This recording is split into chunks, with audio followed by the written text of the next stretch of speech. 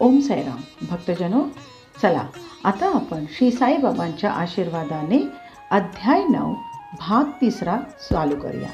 तर या भागात आपण श्रीमती तरखड यांचा एक अनुभव बघूया. तर श्रीमती तरखड एकदा शिर्डीत असताना साईबाबांनी तिच्यावर कसा अनुग्रह केला ते नवल आता ऐका. तेथे भोजनगृहात ताटे वाढून जेवणाची तयारी झाली असताना दुपारी दारात एक भुकेला कुत्रा येऊन उभा राहिला. त्या बाईने ताटात जी भाकर होती त्यातील चतकोर भाकरी त्याला खायला घातली. तेवढ्यात चिखलात माखलेला व भुकेने पिडलेला एक डुक्करी तेथे येऊन पोचला. ही गोष्ट स्वाभाविकपणे सहज घडली. ती बाईच्या ध्यानी मनीही राहिली नाही, परंतु दुपारी साईबाबांनी ती आपणहून काढली. दुपारी भोजन झाल्यावर नेहमीप्रमाणे बाई दूर मशिदीत येऊन बसल्यावर बाबा तिला कौतुकाने म्हणाले, आई, आज तू मला जीव घातलेस, त्यामुळे अगदी गळ्यापर्यंत पोट भरले. हे प्राण भुकेने व्याकुळ झाले होते. अगं, तू ते तृप्त केलेस. असेच नेहमी करीत जा, हेच खरे कामास येईल. मशिदीत बसून मी खोटे बोलेन असे अगदी खरोखर कधीच घडणार नाही. अशीच माझी दया जाणावी. भुकेल्याला भाकर आधी द्यावी, आपल्या पोटी नंतर खावी. मनात हे नीट लक्षात ठेवावे. साई समर्थ हे काय बोलले याचा अर्थ बाईला नीट कळेना. ती मनात म्हणाली, या म्हणण्याचे तात्पर्य काय बरे असावे. बाबांचे बोलणे कधी उगीच नसते. नंतर ती मोठ्याने बाबांना म्हणाली, बाबा, मी तुम्हाला जेवण वाढीन असे माझ्याकडून कसे घडेल. मीच दुसऱ्यांवर अवलंबून असते आणि पैसे देऊन मिळेल ते खात असते. त्यावर बाबांनी उत्तर दिले, ती प्रेमाची भाकर खाऊन मी अगदी तृप्त झालो आहे आणि अजून मला ढेकर येत आहेत. तू जेवायला बसली असताना पोटी भुकेने व्याकुळ झालेल्या व दाराशी अचानक आलेल्या ज्या कुत्र्याला तू पाहिलेस त्याच्याशी माझी एकात्मता आहे. तसेच चिखलाने सर्व अंग माखलेला भुकेने व्याकुळ झालेला डुक्करही जो तू पाहिलास त्याच्याशी देखील माझी एकात्मता आहे. बाबांनी म्हटलेले हे शब्द ऐकून बाईला मनात आश्चर्य वाटले आणि ती मनात विचार करू लागली, ही कुत्री, डुकरे, मांजरी वगैरे फिरतात, ती सगळी बाबाच की काय.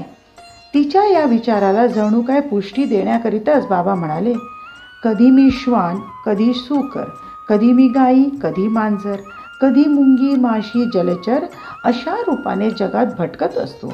सर्व प्राण्यांमध्ये जो मला पाहतो तोच मला आवडतो, हे लक्षात असू दे. भेदबुद्धी सोडून माझी भक्ती करीत जा. बाबांचे हे शब्द म्हणजे परमश्रेष्ठ अमृतच होते. ते ऐकून बाईला गहिवरून आले. तिचे डोळे आनंदाश्रूंनी भरले आणि कंठ दाटून आला. अशीच आणखी या बाईची प्रेमरसाची व साईबाबांची भक्ताशी एकात्मता असल्याची एक सुंदर कथा आहे. एकदा वांद्र्याचे पुरंदरे नावाचे एक भक्त शिर्डीला जाण्यासाठी निघाले. त्यांच्याबरोबर या बाईने प्रेमपूर्वक वांगी देऊन त्यांच्या कुटुंबाला म्हणजे पत्नीला विनंती केली की एका वांग्याचे भरीत व दुसऱ्याचे खरपूस काचऱ्या म्हणजे तळलेले काप करून बाबांना भरपूर वाढाव्यात. त्या बाईने बरे म्हणून ती घेतली आणि शिर्डीला गेल्यावर आरतीनंतर बाबांच्या भोजनाच्या वेळी भरीत घेऊन गेली. नेहमीप्रमाणे नैवेद्य दाखवून ताट ठेवून ती निघून गेली. नंतर सर्वांचे नैवेद्य गोळा करून बाबा जेवायला बसले. भरिताची चव चाखल्यावर बाबांना ते रुचकर लागले आणि त्यांनी ते सर्वांना वाढले. नंतर त्यांच्या मनाला काचऱ्या खावाव्या वाटल्या आणि त्या आता आणा असे ते म्हणाले. भक्तांना काय करावे ते समजेना. त्यांनी राधाकृष्णबाईला निरोप धाडला की बाबांचे काचऱ्यांवर मन गेले आहे आणि ते जेवण्यासाठी थांबले आहेत. वांग्याचा हा मोसम नाही तर मग ती कुठून मिळतील. मग पुरंदरे कुटुंबाचा व भरिताचा शोध सुरू झाला. तिने आणलेल्या ताटात भरीत होते तेव्हा तिच्या सामानात कदाचित वांगी असतील असे वाटले. म्हणून तिच्याकडे तपास करता बाबांच्या काचऱ्या मागण्याचा खरा अर्थ कळला आणि बाबांचे त्याकरिता एवढे प्रेम का होते तेही सर्वांना कळून चुकले. बाई म्हणाली, एका वांग्याचे भरीत झाले आणि ते दुपारी बाबांना अर्पण झाले. मागाहून काचऱ्या नेईन म्हटले आणि त्यासाठी चिरले. पुढे ही वांग्याची सुरुवातीपासूनची गोष्ट सर्वांना हळूहळू कळली आणि साईबाबांची व्यापकता पाहून जो तो आश्चर्य करू लागला. असो. आणखी एकदा सन 1915 साली डिसेंबर महिन्यात याच बाईने मोठ्या प्रेमाने बाबांना एक पेढा पाठविला. बाळाराम मानकर परलोकवासी झाल्यामुळे त्यांचे क्रियाकर्म वगैरे करण्यासाठी त्यांच्या मुलाला शिर्डीला जायचे होते, म्हणून तो तरखडांकडे जातो म्हणून सांगायला आला. तरखडांच्या कुटुंबांच्या मनात त्या मुलाबरोबर बाबांसाठी काहीतरी पाठवावे असे आले. पाहू जाता पेढ्याशिवाय घरात दुसरे काही नव्हते. तोही पेढा आधी निवेदित म्हणजे देवाला नैवेद्य दाखविलेला होता. मुलाला जाण्याची घाई होती. शिवाय तो मुलगा सुतकी म्हणजे निधन झालेल्या माणसाच्या घराण्याच्या विटाळामुळे अपवित्र होता. शिलकेतला पेढाही उष्टाच होता. दुसरा इलाजच असल्याने शेवटी तोच त्या बाईने त्या मुलाबरोबर बाबांना अर्पण करण्यासाठी दिला आणि म्हणाली, दुसरे घरात काही नाही, हाच आता घेऊन जा आणि बाबांना प्रेमपूर्वक दे, ते आवडीने खातील. गोविंदजीने म्हणजे त्या मुलाचे नाव तो पेढा नेला, परंतु जेव्हा बाबांच्या दर्शनाला तो गेला तेव्हा तो विसरला आणि पेढा मुक्कामावरच राहिला. पण बाबांनी धरला. पुन्हा जेव्हा तिसऱ्या प्रहरी मुलगा दरबारात आला तेव्हाही पूर्वीप्रमाणेच विसरला आणि मशिदीत रिकाम्या हाताने आला.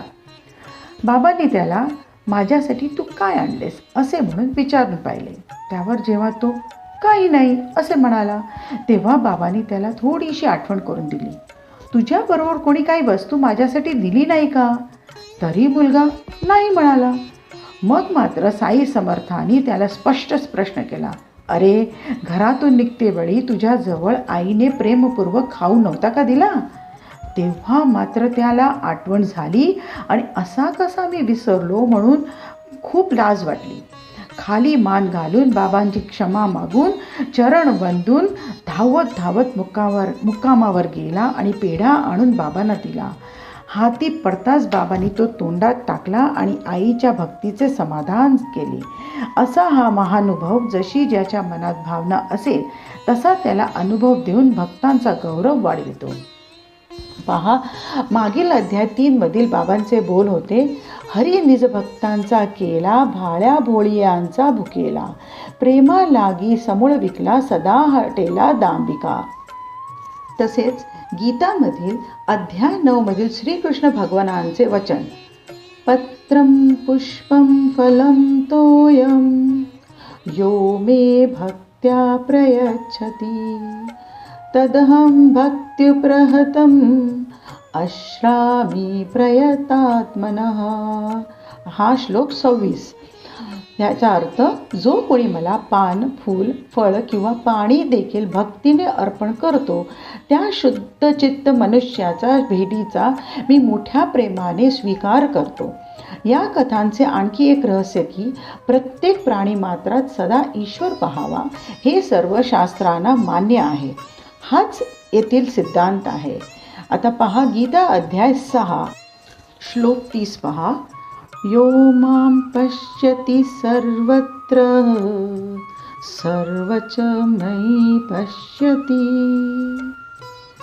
तस्याहं न प्रणश्यामि सच मे न प्रणश्यति. म्हणजेच जो मला सर्व ठिकाणी सर्व प्राणी मात्रात पाहतो आणि सर्व प्राणी मात्रांना माझ्या ठिकाणी पाहतो त्याला मी नाहीसा होत नाही आणि मला तो नाहीसा होत नाही. श्लोक 31, सर्वभूतस्थितं यो मां भजत्येकत्वमास्थितः सर्वथा वर्तमानोऽपि सयोगी मयी वर्तते. याचा अर्थ, जो योगी सर्व भूतांत म्हणजे प्राणी मात्रात असणाऱ्या मला अभेद बुद्धीने भजतो तो कसाही वर्तत असला तरी तो माझ्या ठिकाणी राहतो. आता पुढील अध्यायात बाबांची राहणी, बाबा कोठे व कसे झोपत असत वगैरे कळून येईल, तरी श्रोत्यांनी लक्ष देऊन ऐकावे. हेमंत साईंच्या शरणी शरण आला आहे. श्रोत्यांनी सांगितलेल्या कथांचे आवडीने मनन व निधिध्यासन म्हणजेच पुन्हा पुन्हा खोल विचार करावे म्हणजे कल्याण होईल. सर्वांचे कल्याण असो अशा प्रकारे संत व सज्जन यांनी प्रेरणा केलेल्या भक्त हेमाडपंत यांनी रचलेल्या श्री साई समर्थ यांच्या सत्यचरित्राचा आज्ञा अवज्ञा विघ्नम भैक्ष्यवृत्ते पंचसूनादी पातक्षालनम तथा भक्त तरखड कथा निरूपणम नावाचा 9वा अध्याय समाप्त झाला. श्री सद्गुरू साईनाथांना अर्पण असो. सर्वत्र मंगल असो. ओम साईराम. भक्तजनो, या चॅनलला लाईक, सबस्क्राईब आणि कमेंट करायला विसरू नका. ओम साईराम.